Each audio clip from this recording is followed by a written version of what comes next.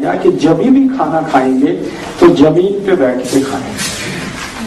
अब आप बोलेंगे कि हमने डाइनिंग टेबल लाया हमारे घर में, क्या करें?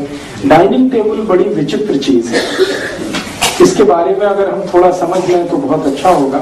हम में से किसी ने भी अपने घर में अगर डाइनिंग टेबल लाया है तो कोई दिमाग लगा के नहीं लाया कि हम इसको क्यों ला रहे हैं।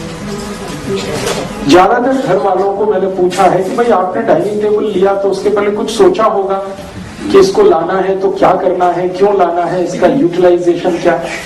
अरे 1000 लोगों को अगर मैंने पूछा तो 999 ने जवाब दिया कि हमने तो इसलिए लाया कि स्टेटस सिंबल है।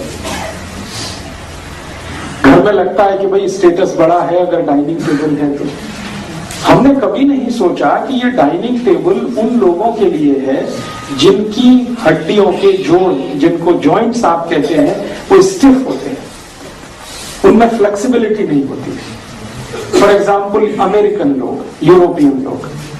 अभी थोड़े दिन पहले स्वामी रामदेव जी अमेरिका गए। जब वो लौट के आए तो मैंने स्वामी जी से पूछा क्या अनुभव रहा, तो उनका यार बड़े विचित्र लोग हैं। मैं पूछा क्या? कि आसन लगा के भी नहीं बैठ सकते, सुखासन में भी नहीं बैठ सकते।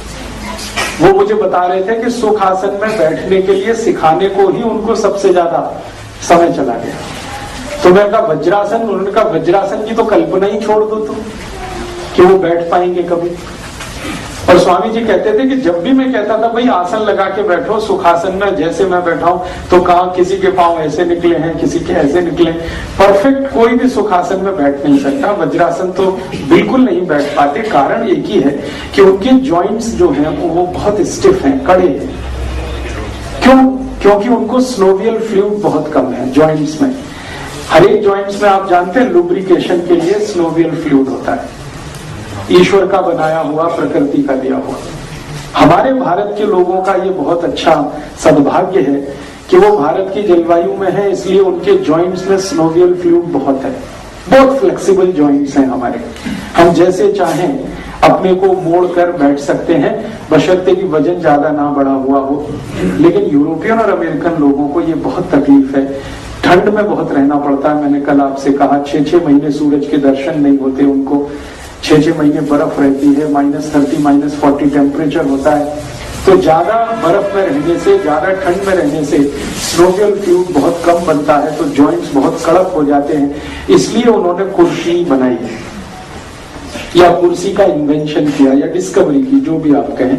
कुर्सी उन्होंने इसलिए लाई कि वो बैठ नहीं सकते जमीन पर, और मेज लाई फिर उसके साथ, और उनकी मजबूरी के लिए वो यूज करते हैं मेज कुर्सी, माने डाइनिंग टेबल पे डिनर और लंच वो करते हैं। हमने उनकी नकल करके हमारे घर में लाई और हमारे घर में आ गई। अब हमने उसको स्टेटस सिंबल की तरह से इस्तेमाल करना शुरू किया है। और माफ कीजिएगा ये बात कहने के लिए कि जब से हमने डाइनिंग टेबल पे खाना शुरू किया है तभी से हमारे पेट बाहर निकलना शुरू हो गए, क्योंकि हमारे लिए वो प्रॉब्लमेटिक है। हम जब जमीन पे बैठते हैं सुखासन लगा के तो उसमें बंद लगता है। बंद आप समझते हैं, ब्लड का फ्लो रुक जाता है, जंघाओं से नीचे ब्लड नहीं जाता। जब जमीन पे सुखासन लगा के बैठ जाते हैं तो सारा ब्लड मैक्सिमम स्टमक रीजन में रहता है, तो खाने के लिए सबसे ज्यादा ब्लड यही चाहिए पचाने में मदद करने को, तो मैक्सिमम ब्लड हमें यूज होता है। जब हम कुर्सी पे पांव लटका के बैठते हैं या खड़े खड़े खाना खाते हैं तो सारा ब्लड नीचे तक जाता है, वो स्टमक रीजन में रुक ही नहीं पाता, तो ब्लड का यूज कम होता है, तो पाचन बराबर नहीं होता, डाइजेशन परफेक्ट नहीं होता, इसलिए हम लोगों को तकलीफें बहुत होती। तो मेरा आप सबसे एक रिक्वेस्ट है कि जिनके भी घुटनों में दर्द नहीं है, जिनके भी घुटनों में दर्द नहीं है, वो कोशिश करें जमीन पर बैठ के खाने की। एक आसन खरीद लें, आराम से बैठें जमीन पर, आलती पालती लगा के और खाना शुरू करें। लगातार आप कर लीजिए, अपने आप देखेंगे 5-6 महीने में पेट अंदर जाना शुरू हो जाएगा अपने आप, बिना किसी एक्सरसाइज के। और दूसरा फायदा क्या होगा कि आपके बॉडी में स्नोवियल फ्लूइड और जो फ्लेक्सिबिलिटी है वो दोनों ही बढ़ेंगे, जॉइंट्स में पेन कम हो जाएगा।